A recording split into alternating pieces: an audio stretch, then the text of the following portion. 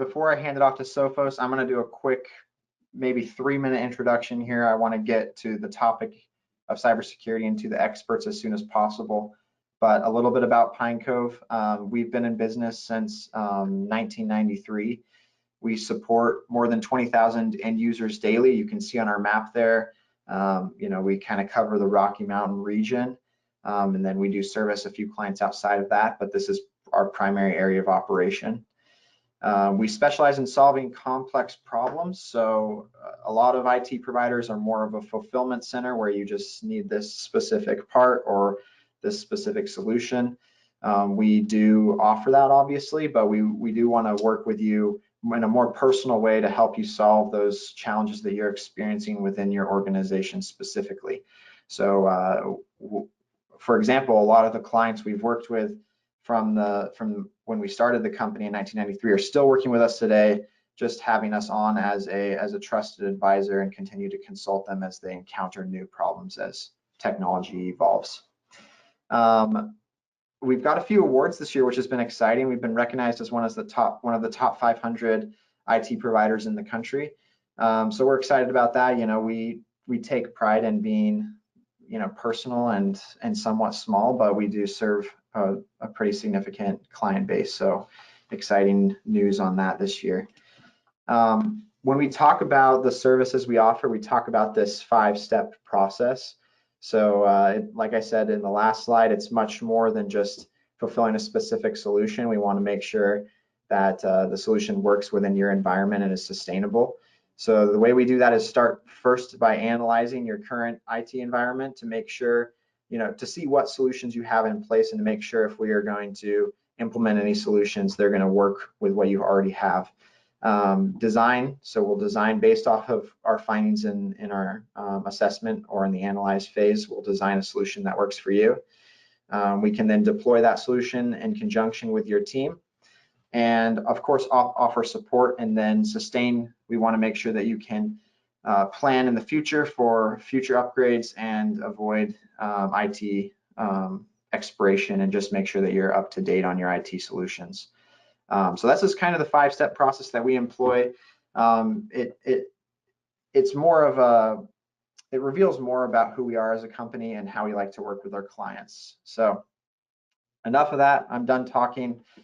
Except as you feel and you have any questions, I'll field those to our presenters. But we're excited to be joined today with Sophos. We've been a partner with them since 2002, so we've been in it with them for the long haul. And we've got some pretty important topics we're talking about today. So I'm going to hand off my presenter role to Anthony, who's going to jump into the presentation today. And Anthony, you should have control of the screen now.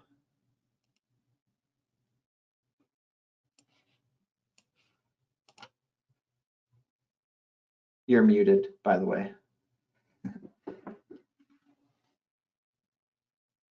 I am showing my screen now. You got that?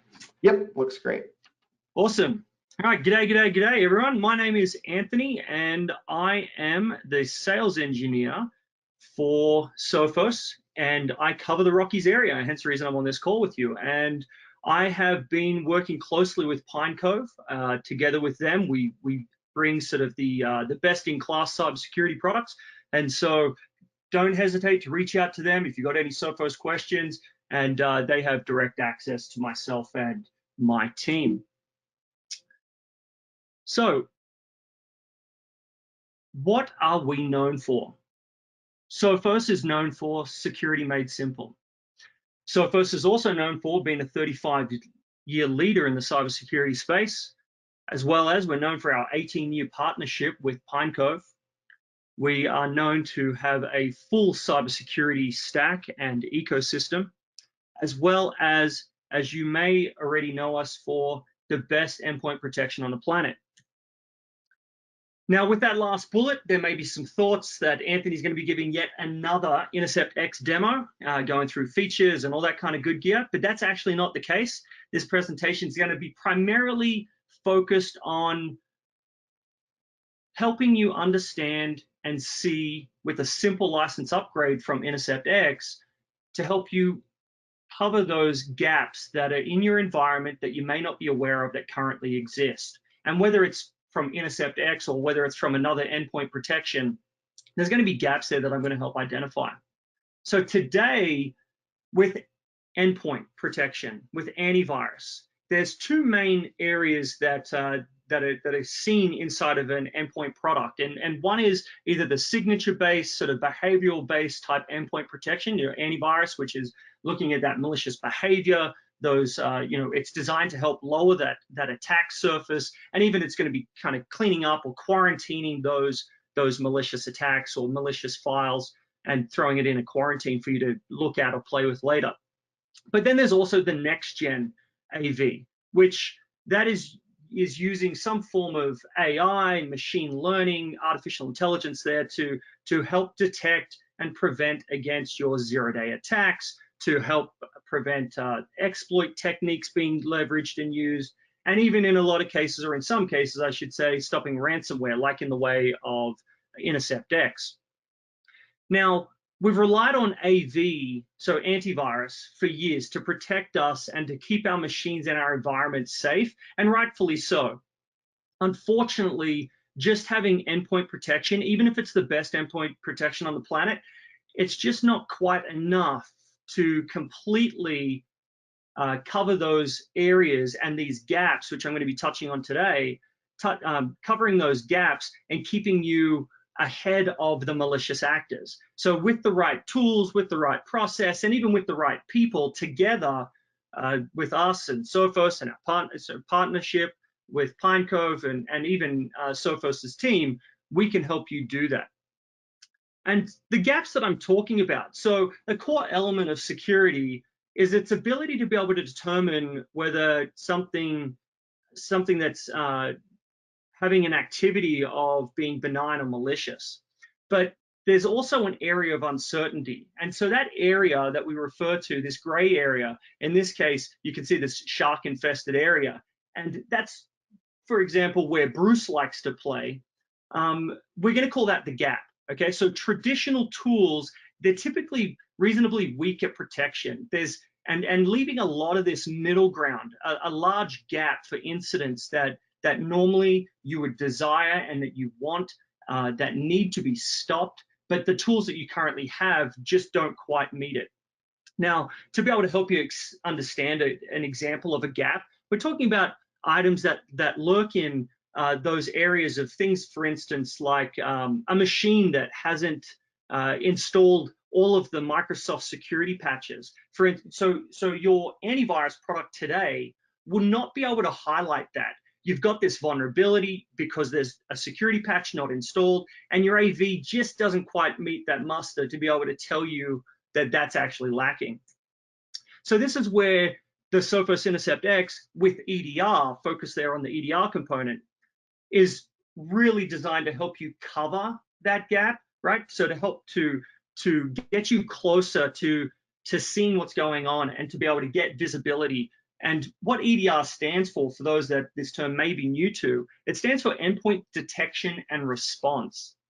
So Sophos has an EDR product that in the business with this ability to close the gap, right, to make that gap smaller. So, and we do that with the Intercept X. As I mentioned, this isn't an Intercept X demo, but it is to be noted, and it must be noted, that due to having Intercept X and the fact that it's the best in the business, it does make that gap significantly smaller because we are stopping more threats and we are filtering out a lot more noise. But that said, there's still a gap that's left to be covered.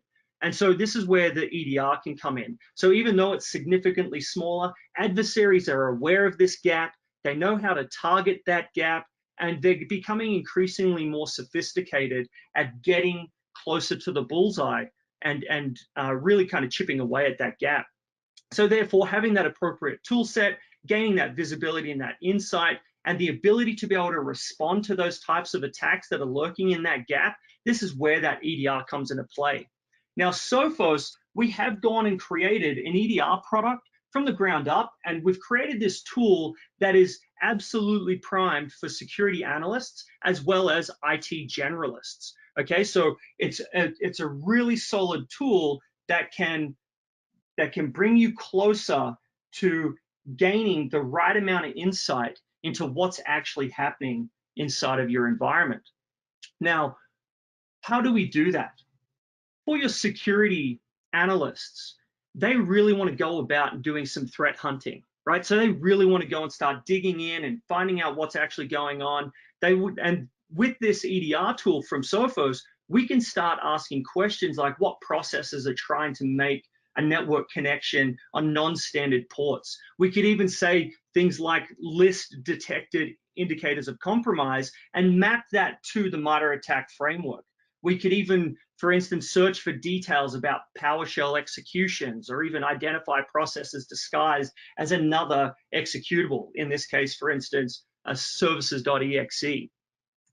Now, then for your IT operations, okay, so again, I said threat hunting and the capability there, and I just literally scratched the surface for your security analysts. But then we also provide a tool for your IT operations team. Now, with your IT operations team, they're probably less concerned about hunting per se, but they are the ones that are going to be concerned about the patches, or they're going to be concerned and wanting to ask questions. For instance, like, why is my machine slow? What's is it pending a reboot? Are there any critical services running? And are those running? For instance, is disk encryption enabled? Is the machine actually encrypted? Is the firewall running? And so on, right? So then with having a tool, a powerful tool like Sophos EDR, we give you that ability to be able to specifically and directly ask any endpoint in your environment, essentially any question you want to ask. Are there programs running on a machine that should be removed? What Chrome extensions are installed, and so on. So with that, part of the features that come with Sophos Intercept with EDR is this tool called Live Discover, right? Live Discover is an ability to be able to gain those deeper and discover those deeper insights, giving you rich endpoint searching capability to be able to, whether you're doing a hunt or whether you're just doing some IT operations, if you need to look past and beyond that of just a malware event, you want to look for suspicious files, you want to look for those that activity that's been going on in your environment, you can use this tool to be able to identify those things. It's using SQL queries that we found that using SQL gives us better detail. We've got a whole bunch of canned queries. So you'll see right there in the little screenshot, it says 21. Today, we're actually up to about 82 canned queries. But then also we give you the ability to create your own custom queries. And then also, again, being able to give you on disk live access to hit up that machine for anything you want to know that's happened over the last 90 days. Very, very, very powerful. Now, to go with that, we have live response. So this is that ability to be able to respond to said event or respond to whatever you may have found inside of your live discovery event and query. And you have the ability to remotely remediate via command line on any device on your network or off your network. It does not matter where this endpoint sits in the world. We have visibility through this tool, and also not just the visibility, but the control, the ability to be able to remotely, when I say we, I mean you and your admins that have this tool, have the ability, especially in cases of like right now that we're going through with the Rona kicking around, we still need to be able to have visibility and gain access to these endpoints. And with live response, you can do that. You need to be able to kick off a reboot, go for it. You need to terminate an active process, go for it. Run a script, uninstall, install software, you name it, you can do it by command line on any machine where it sits anywhere in the world. Now, key point here, that sounds like a lot of access, and it absolutely is. So it's all recorded from an auditing perspective, and it's also fronted by MFA, so multi-factor authentication. So from a security perspective, we've got you covered. Now, just again to highlight the main benefits of EDR, and this complements the handout that you actually saw, and that's available, the PDF that Pinecove have made available inside of this webinar. Through Sophos EDR, we've given you a tool for your IT operations as well as your threat hunting, giving you the ability to look deeper, detect suspicious threats, and respond faster. And that's what it's all about when we start talking about having a malicious attack or an event going on in your environment.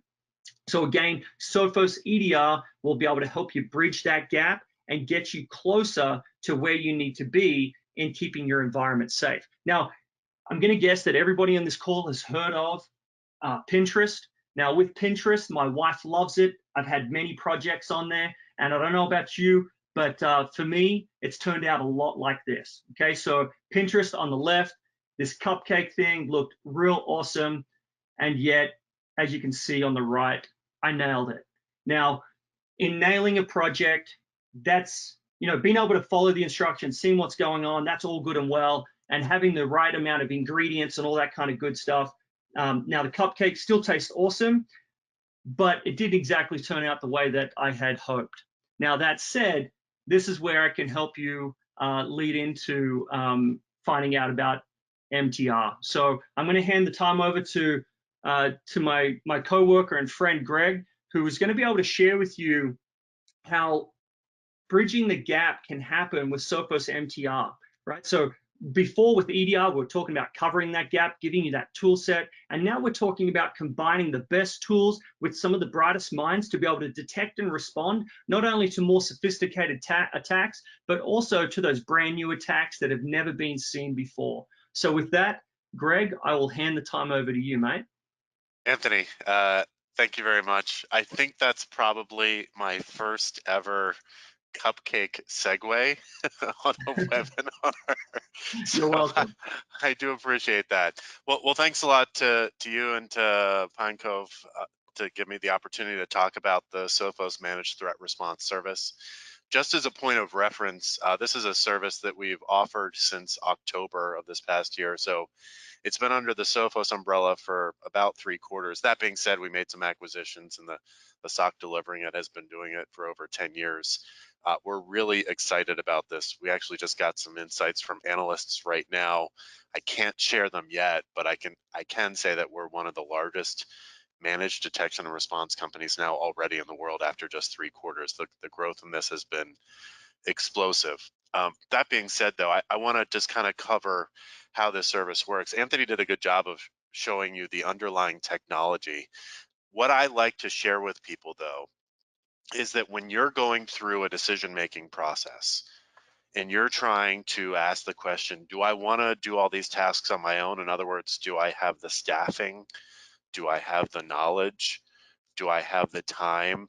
It's kind of the 3 a.m. on Christmas question, right? Or New Year's question is there someone who's going to answer the bell when something bad happens in the off hours? Because frankly speaking, that's when most of these attacks take place. Most of our adversaries now are staging their attacks such that they do it during off business hours. So I kind of present this as a fork in the road where you can kind of choose to do it on your own. The truth of the matter is if you purchase the Sophos Managed Threat Response Service, you get the EDR capabilities that Anthony is describing, so you still get access to that tooling. You're just saying, hey, I want a 24/7 team that not only can find all these really advanced threats, but can respond to them, actually help me clean up the mess, not just having someone say, oh, we saw a fire at your house, you better go get a hose and put it out. So let's talk about how we have orchestrated this particular solution. What's nice about it, there we go. What's nice about the solution is that it's built over the top of the existing endpoint agent that you guys probably are familiar with already, InterceptX. What you would essentially be doing if you're interested in the service is purchasing a license, and that license essentially unlocks additional capabilities in the service offering itself. So what's happening underneath the hood? Well, what we're really doing is a couple of things. We're actually conducting a lot of threat hunts, and we refer to them as scheduled queries. So those scheduled queries essentially have a couple of different sources of information, what we like to refer to as trailheads in this industry. The first source of information is actually things that were blocked by InterceptX Advanced. So I'll give you an example. There is a tool that's available called Mimikatz. And that's a tool that's essentially used not only by penetration testers, but by adversaries to steal credentials. And as you can imagine, that wouldn't be good, especially if you had some of your admins with stolen credentials, because then an attacker can do some malicious activity. Well, it's great if InterceptX Advanced blocks that activity, but the question then becomes, why did that even try to run? What systems tried to run it? What users were logged in? What other devices did it touch? What kicked off that process exactly? So that's one source of trailhead. The second source, and probably the broadest source of what we like to refer to as trailheads, or the beginnings of queries, are these EDR capabilities. So we run a whole series of broad-based questions. There's over Greg? 60 of them. Yep. Sorry, brother. Right now we see just your PowerPoint screen sitting on the threat response window. So we see PowerPoint. We're not actually seeing this slide that you're referencing. Oh, okay. Let's stop and restart sharing. Sorry about that. Let's restart it.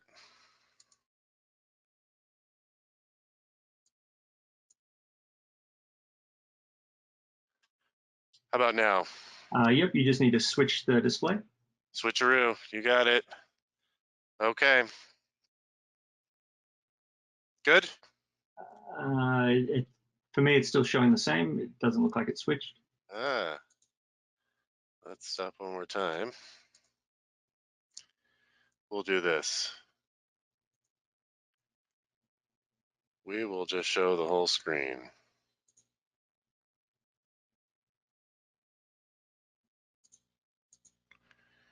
How about now?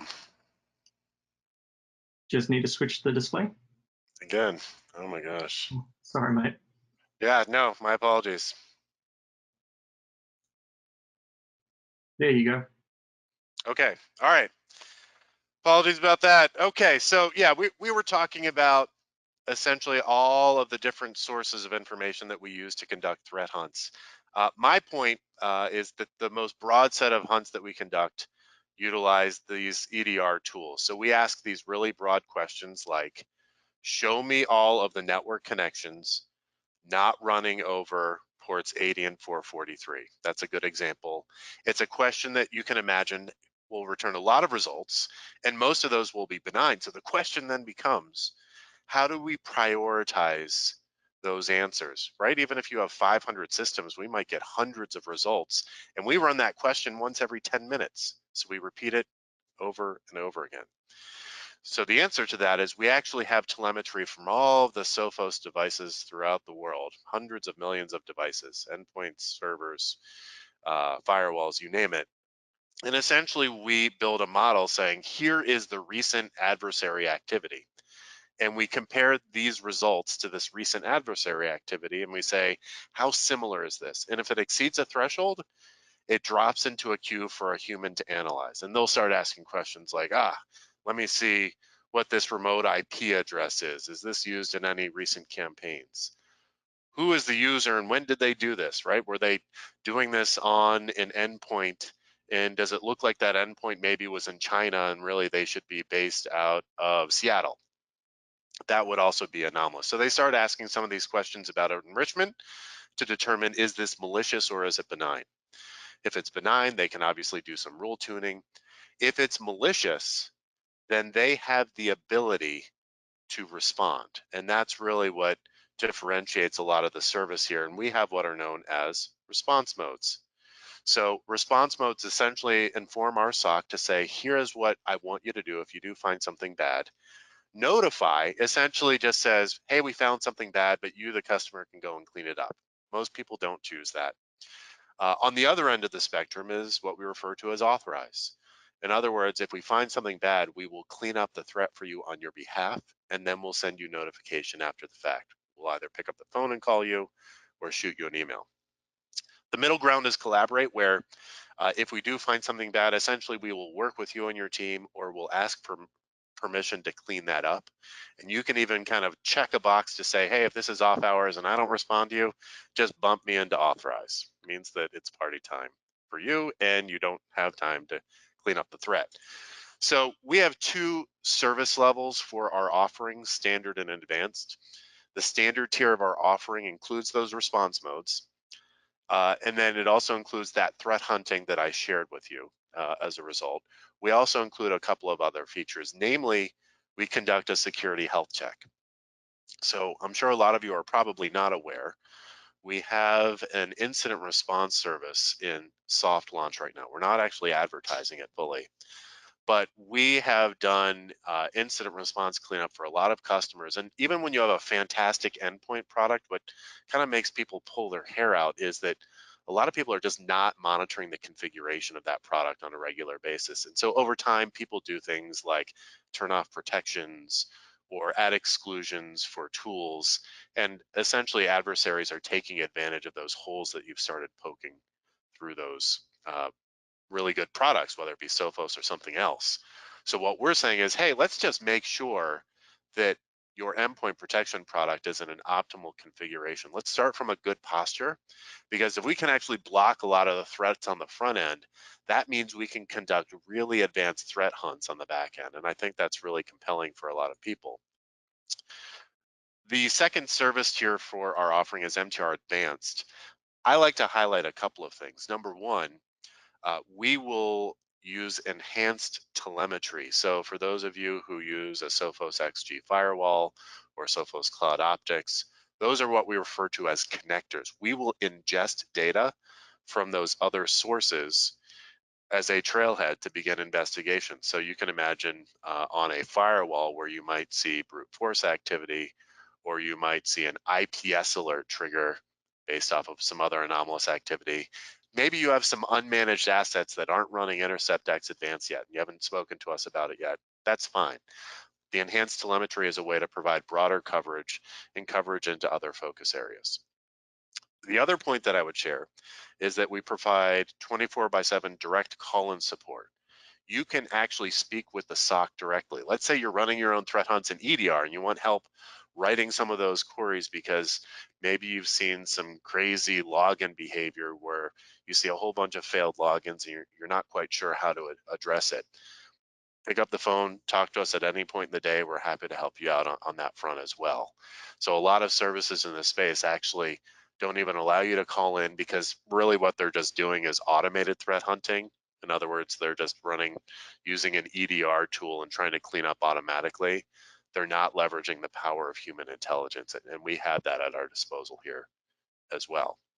So if I were to pull this all together, these are all the sources for the threat hunts right now. So in the upper right-hand corner, you see Intercept X Advanced. We actually look at even a lot of the blocks or protections where they've kicked in appropriately and ask the question, why did this happen?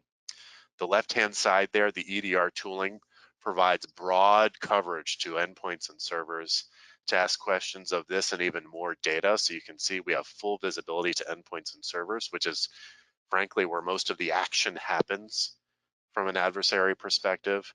And then the lower right-hand corner there, the XG Firewall and Sophos Cloud Optics, are those connectors. So for those of you who are looking at MTR Advanced, we can pull in telemetry from those other sources. So you can see here, we've got a really wide view of the environment. It allows us to ask really broad questions.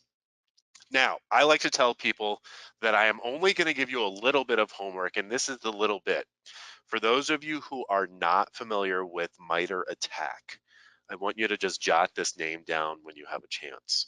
So MITRE is a not-for-profit organization. They're technically quasi-governmental.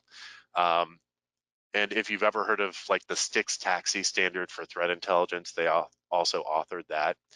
The attack framework is essentially a catalog of tactics, which is what you see along the horizontal axis. And underneath each tactic is an individual technique. So as an example, I could look at lateral movement, and you'll see here some of the first items are exploitation of remote services, internal spear phishing. So it's how I move from endpoint to endpoint or to server, so on and so forth. So essentially, it's a good catalog of everything that has been observed out in the wild. Now, this doesn't quantify how often each of these individual techniques are used, but what they do is they break down individual techniques into sub-techniques. So some of them only apply to different operating systems, sometimes even to subsets of those operating systems.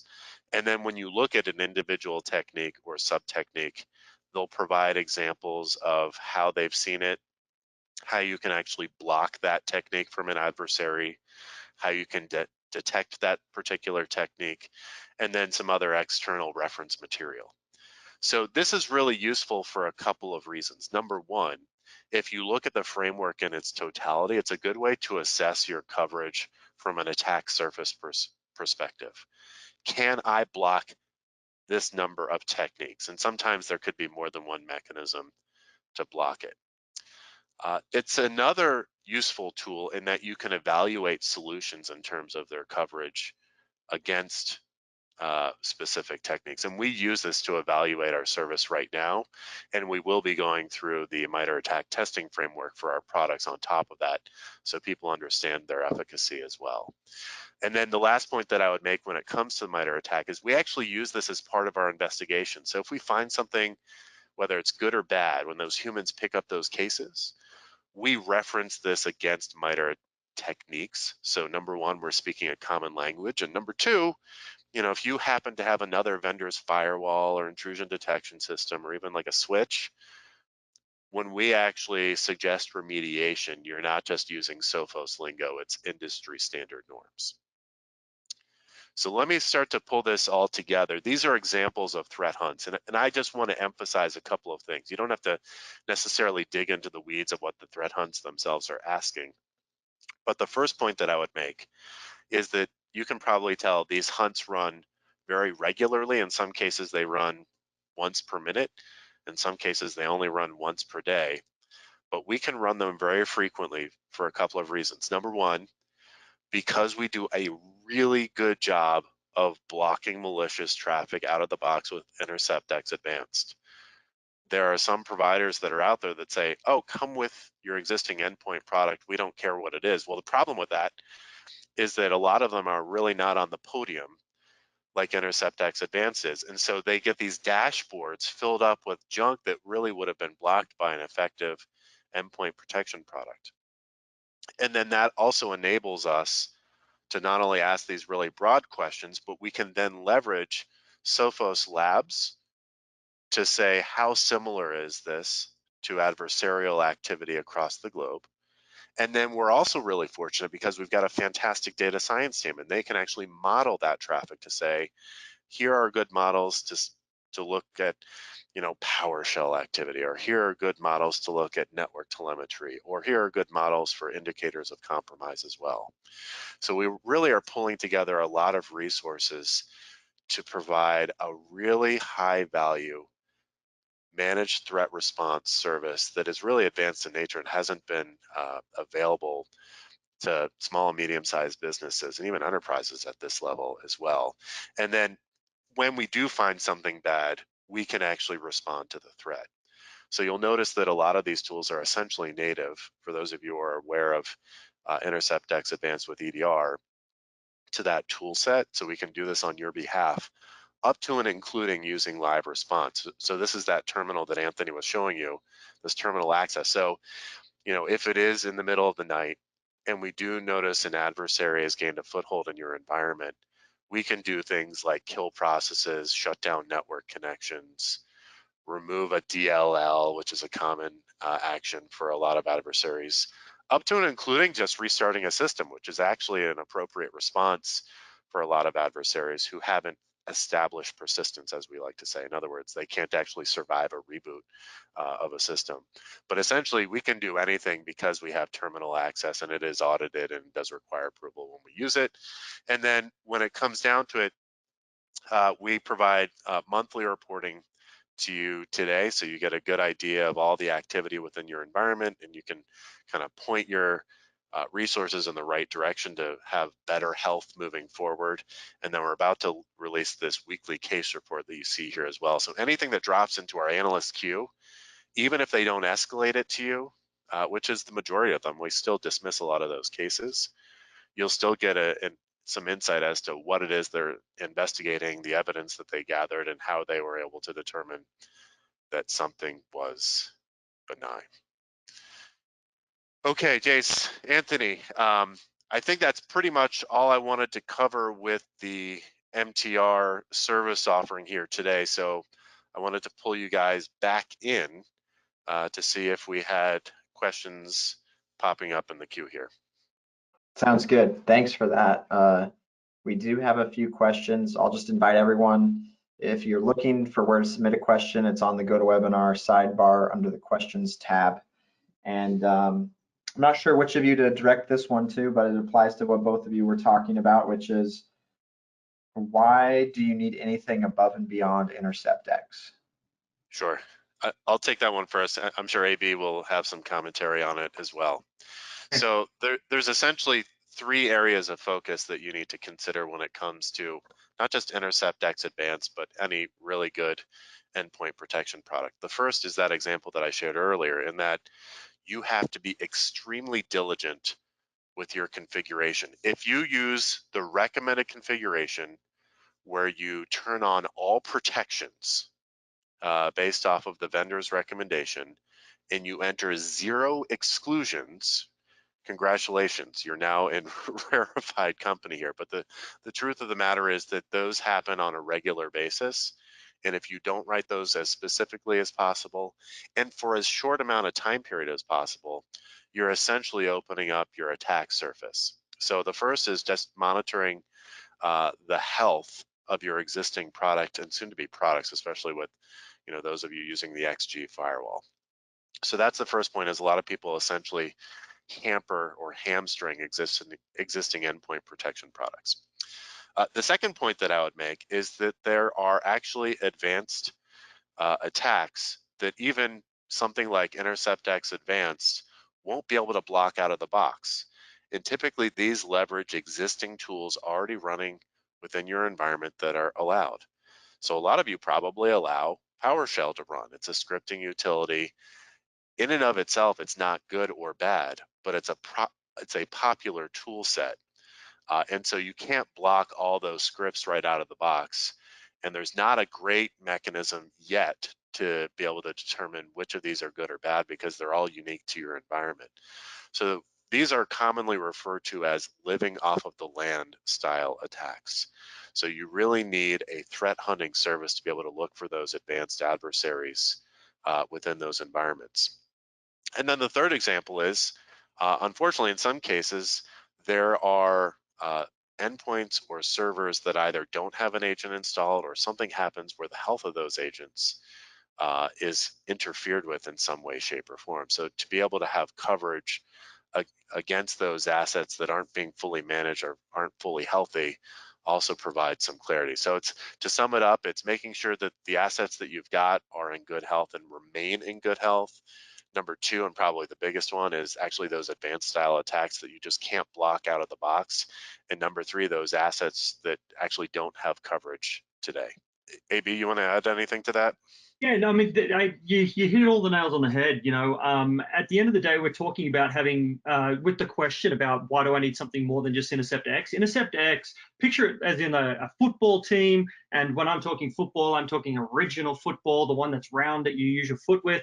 And there's defense, right? So the best protection and prevention. So preventing a goal from happening and protection. So I've got the best defense going on, but yet we still need to be proactive. We still need to be able to go and find those areas, those holes, those things that wouldn't typically fall upon hitting on our defense, right? So in the example that I mentioned about that gap, where we're already closing the gap, which is, I'm glad was identified in your question by saying, hey, I've got InterceptX. I'm already closing that gap quite a lot, which is awesome. And that is the perfect start.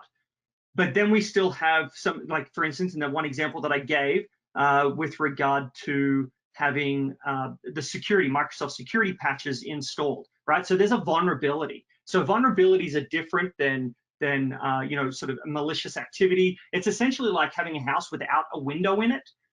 It's sure you could be inside the home and you can be protecting any kind of bad activity going on inside the home, but ideally, we want to patch said vulnerability with just your antivirus, whether it's InterceptX or any other kind of antivirus. They're not able to detect and be able to highlight some of those vulnerabilities. And this is where we can bring in the MTR service, like Greg was just talking about, proactively going and finding whether it's, you know, a tool that's already in the house now being used maliciously, or for instance, like PowerShell, or if it's a vulnerability that's already available in the operating system alone that is left unpatched. And so I think that there's a couple of use cases that we could cover to continue to help highlight that, but that's why you would need something above and beyond that, just of the best defense.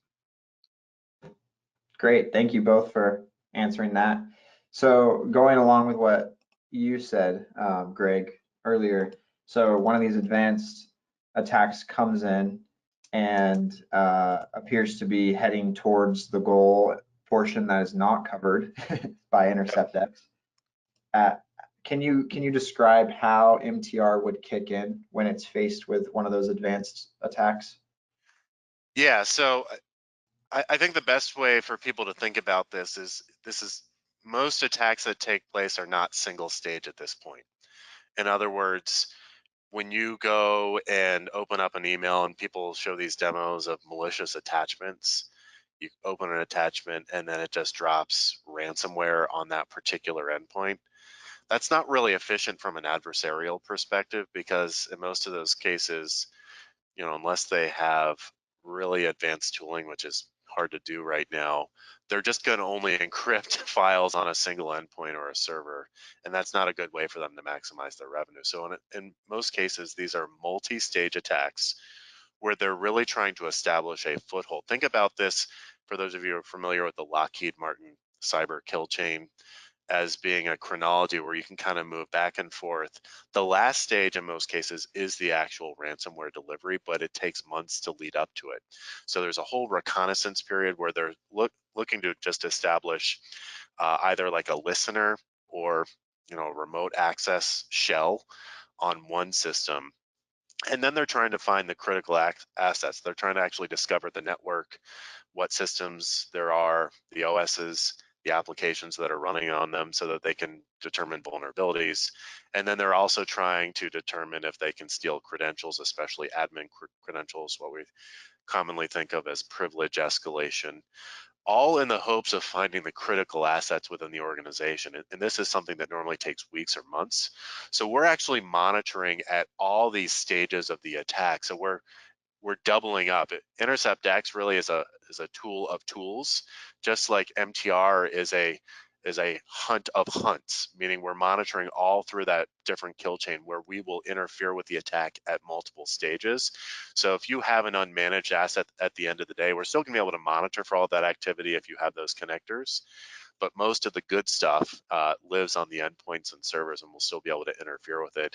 And I would hope if you did have an unmanaged asset that we get MTR on it as soon as possible, or if you're considering it, getting InterceptX Advanced on it as soon as possible. And we've got coverage for, you know, Windows, Mac, and Linux already, so there's not too many reasons why you wouldn't have that covered. All right, thank you, Greg. If anyone else has any final questions, get them inputted now.